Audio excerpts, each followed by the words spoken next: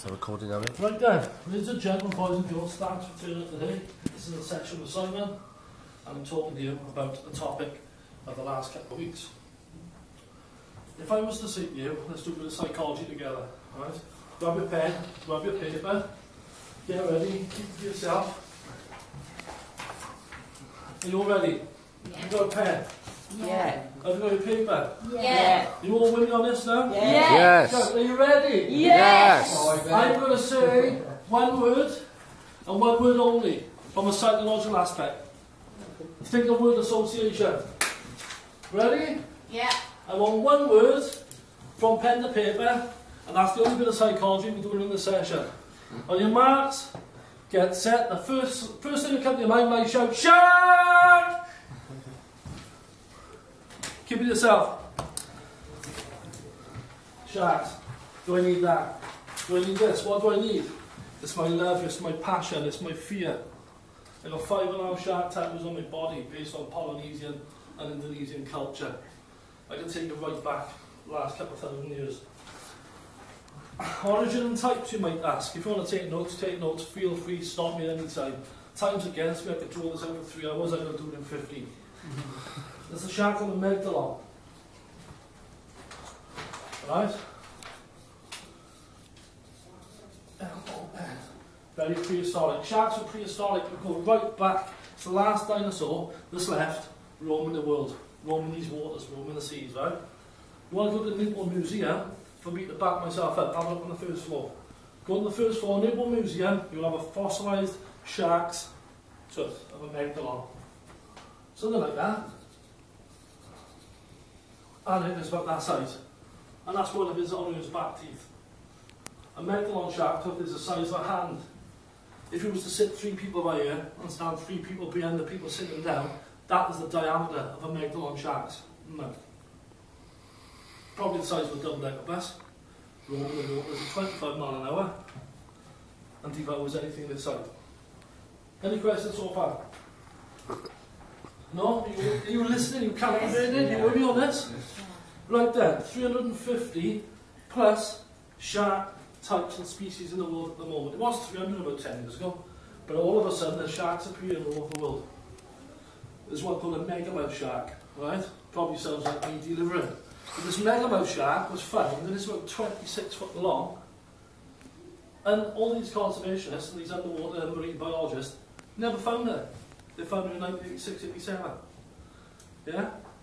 In the ocean. So what's down there that we don't know about? There's 13 types of sharks around the UK waters. You've heard of your thresher sharks, your dogfish, your rock salmon, your mako sharks, your blue sharks, yeah, the whale sharks that come up further up the ocean in the summertime. If you look at the Bay of Biscay, I'm on a map of life. Bay of Biscay, just south, around about there.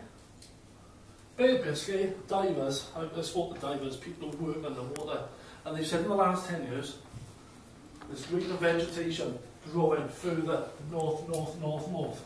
If you have a look up at the side of the Atlantic Ocean, there's 2 figure of 8s, right? And that figure of 8 is the tide, the pattern. So you've got a figure of 8 flowing all the way down through the Atlantic, which is seasonal in the winter time, and it comes back up into the summertime. So you've got 2 figure of 8 tides in the middle of the world. Any questions on that? It's quite a serious subject, quite deep. Are you with me? Yeah. Are you all with me on it? Right, the Bay of Biscay. What about it? What's in the Bay of Biscay? Vegetation and plant life. I didn't know that was seasonal. So there's coral reefs that grows in the summertime, but they're not there in the winter time. Just like on the side of a mountain. In the summertime the trees are green, in the winter time the leaves are falling off. I didn't realise underwater when marine life is seasonal as well. The sharks will follow the fish, and the fish is picking up the plankton and the food. So the more food is coming up north regarding the fish, and what's eating the fish?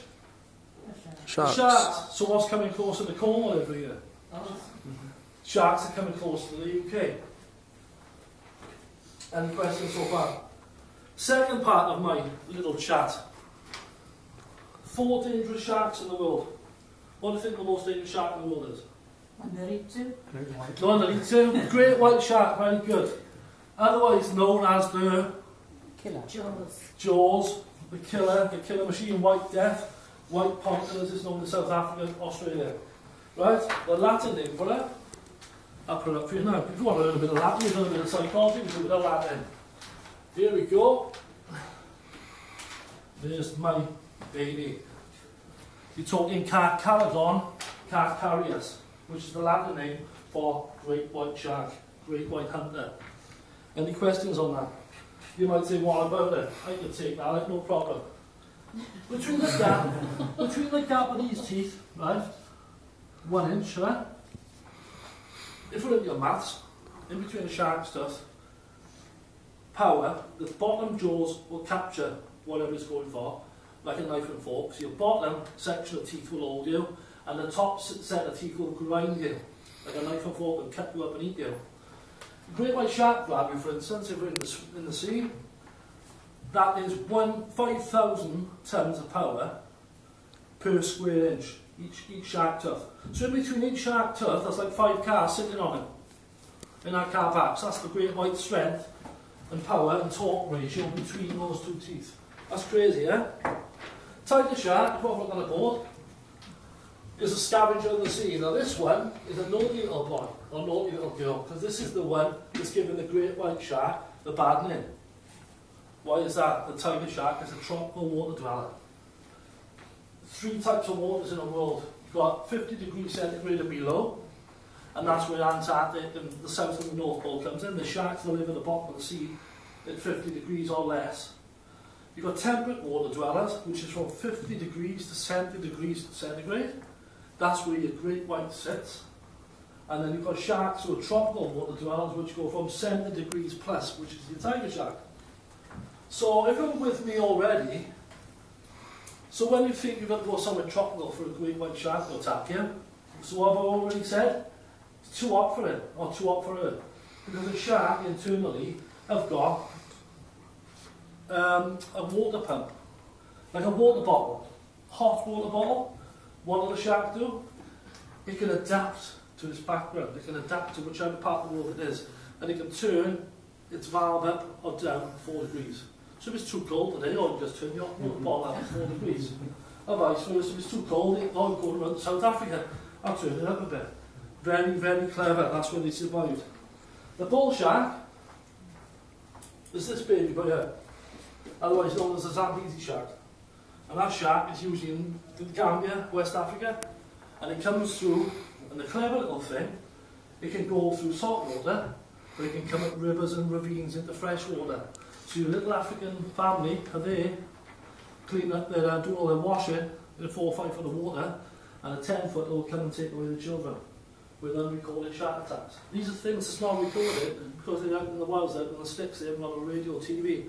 So, wasn't it the bull shark that just killed that guy in the Seychelles? That was the bull shark. I'm not sure. I would definitely say it's not a great white, based the temperature would have been too hot for the great white.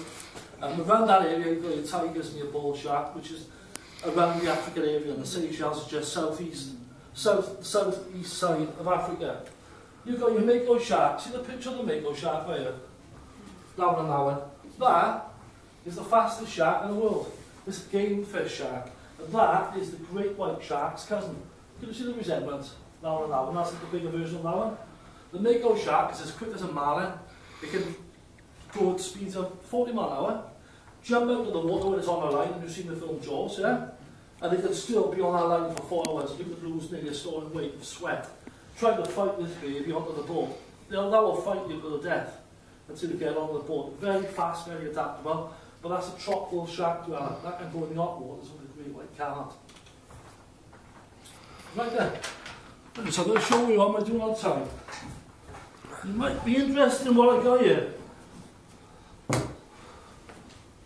Have a look in my bag. Mankini? No mankini. No mankini here. I'm going to pass a few things around. And be very careful because they're very sharp. And these are from different parts of the world. So if we're talking visual, I'll start from this side. That is the mako shark jaws. Has a full set of jaws from a mako shark from off Cornwall last summer, which I bought off a fisherman, didn't want to let it go. If I look, there's numerous rows of teeth, right? And you pass that way, have a look, why have a shark got numerous rows of teeth? Because it's like a conveyor belt. So the shark stuff at the front will snap and fall away through their life. So like a conveyor belt, the second set of teeth will grow forward. So when I lose the first set, another one will place within a few days. This is my pride and joy. That is of about a 13 to 15 foot bull shark, or the Zambezi shark, caught from West Africa. Still smells like it's going around those waters as we speak. They're about £800 plus on the internet. I got them from West Africa in towels hidden between my legs on a 4.5 hour flight. But that is my pride and joy. I'll pass them on for that way. I took them off my wall this morning. The only way I can put these on the wall is via a power drill, because there's no way you can get them all through these jaws. They are solid. This could have killed people. Right? You smell these jaws, you can still smell their lifestyle. You close your eyes and you smell them. Right? And what do great white sharks chase? What do they chase in the water? Tuna. Yeah? This is from North Africa last August. You close your eyes and smell this. Now being passed around is a yellowfin tuna. The yellowfin tuna is what sharks will follow. You all okay with that? Right then. Couple of minutes left. She will touch you, so. Right then. Stitching. So, You've had 10 minutes, you've got 5 minutes. Want them back. So when they start catching, when they get wet, they just wet them.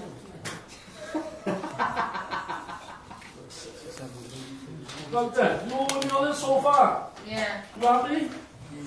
Right then. Have a little look at that. One last on the board. Be with me on this one. Ampullae of Lorenzini, which is sort of little dots like a tea bag. Underneath the nose there. Underneath the nose there. See them there? On the blue shark? Yeah. Blue sharks off of UK waters. Yeah? Can you see all the little dots underneath the nasal side of the shark? Right? That's the Ampullae of Lorenzini. That is a shark's 7 sense. That is a shark's radar, sat-nav, GoPro, whatever you want to call it. When it goes dark, the shark will start using the 7th sense via the nostrils. And you can sense a shark 3 or 4 miles away in distress. If you had a cut on your leg and you were swimming in Spain, 4 miles out, the shark can see that you've got a cut. And if you wanted to, it will come in and make its way in. Yeah? Fatality hot spots. Look at the top, we've got a couple of minutes left. California, South Africa, Australia. The 3 main shark hotspots of the world where great white sharks will attack. And there's a red triangle, they call it. This section of California, the red triangle, between San Francisco, California, and Alcatraz, the prison. So when the prisoners would come out of Alcatraz and try swimming their way back in, they would be met with a shark before they got to shore. So it was a lose-lose situation there. In Florida, for instance, the US Navy have given out statistics and said Florida, between 9 and 11 in the morning and 2 and 5 in the afternoon, have the worst shark attacks. Dinner time, people are on the water, it's too hot. They're chilling on the beach or having a beer. Or... So the statistics found the sharks are waiting for people in the morning, AM, PM. South Africa, right? Tag and release. South Africa, the bottom right hand side is a place called Durban. Right, and in Durban, 1986-87, they said there's no killing great white sharks, we'll tag them. Put a tag in the fin when we catch them, release them, we write down how long the shark was, how big was the shark, was it male, was it female, was she pregnant or not. There we go, 6 months down the line, she's found 4,000 miles away, 2 foot longer. 2011 recorded shark attacks. There was 80 shark attacks this year so far, and there's 20 fatalities, of which is one in the news at the moment. Right? Unrecorded attacks and fatalities are unknown, because certain parts of the world haven't got TV and they can't say, oh, somebody in my family got bit by a shark. But apart from that, time's against me. Any questions before, and recap it before we finish the session? So you saying that one of these, that bull shark one, that was This found... one? No, the Mako The one. Mako shark, That yes, was yeah. found off the coast of the UK. That's a shark under 13 that is in the UK. So that could This shark be is there today. If you go down Cornwall, you go shark fishing. I would think so. You'll have people from Europe coming over to Cornwall just to fish for this. But that could kill you, could it? Of course it could kill you. Well, why? Because as soon as you go into the water, your body is about 80% water, is it? Based on fitness. So your body is like a bubble. This shark, as long as it moves its tail, it's generating forward motion. Because like a great white shark swims 25 miles an hour. Yeah. It comes up to you and nudges you. It'll take a spiral, it'll drop, come around, a short burst of speed, 25 miles an hour, bang, the initial impact will either kill you or hit you. That's like a truck catching you in the ribs. Jumps in the air, it might go away for 2 minutes to come back to finish you off. It might kill you on the first impact. If you had a great white shark with a tail, you would kill the great white shark. Because it needs to be constantly moving forward for its whole lifetime. For the gills to take in the air and for it to breathe. It's going to do short bursts of speed at 25 miles an hour. I am petrified of sharks. I'm travelling to Greece tomorrow night. And I will not go further than my knees. Yes, I believe in sharks, and this is another one that frequents the UK, which is a thresher shark with a long tail. Now the thresher shark, for instance, will whip your legs while you pull it onto the ship or onto the boat while you're fishing off Cornwall. Have a long top section of the dorsal and the rear tail. But apart from that, any questions, can you look at Goss? I probably all the time. Which shark's off Cos? If you look at Cos and Greece, you've got another section, there's another part of the world. Have you ever been to Malta or Sicily, Corsica or Sardinia or Tunisia? As you're coming through that section of the Mediterranean, that is where the great white female will pass off her live birth. Some sharks pass off an egg and leave the egg in the bottom of the sea. A shark called a lemon shark will come into the Bahamas in 2 foot deep of water and they know that their babies are going to get ate. So they will give off live eggs, which is called oviviparous. And they leave the eggs to open up and hatch off a leaf in the water and the shark will fend for themselves. Now a shark that's viviparous, like a great white takes 2 or 3 years for maturity, will pass out around that area of Tunisia, northeast Africa, it's called, that's the red triangle of Europe. A 26-footer was caught by Maltese fishermen in 1986 in October when the water temperature dropped. So they're great whites giving off live birth in that area of the Med as we speak. But apart from that, isn't it? Which one you got to watch next week then? Which is the one temperature-wise off Cos? On my mind, right?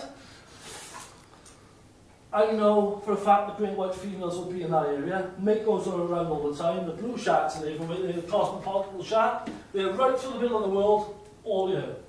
And the tigers there probably think I'm going to do some damage and blame it on him or her. Anything else? Because I've got one time. The question is, you just said the vegetation and what's around and stuff like that, but why do they attack humans then? Why do they attack humans? Some people, the shark specialists, say, you look at a surfboard. We're made of meat, aren't we? So if they're eating vegetation, why would they eat that? You look at a surfboard, and you see the legs flapping, which is causing the shark's seven sense, the amplified orange will sense electromagnetic pulses and human flapping about. Sometimes they nudge you, they might do it on purpose, they might just be hungry. Early evening, never go in the sea, abroad, early evening. That's when a shark is most likely to eat. And the last question, I know I'm losing points on going over, you've got shark nets on these hot spots in the world. And the shark nets, are you listening to this one? Yeah. Shark nets are catching sharks on the way back out to sea. So the sharks have already come, swim past you on your holiday, On the way back out, these sharks getting caught in the nets going back out, as well as marine life like turtles, dolphins and smaller fish, and they get suffocated because they can't move forward. Yeah? But apart from that, thank you for listening to me. Thank you.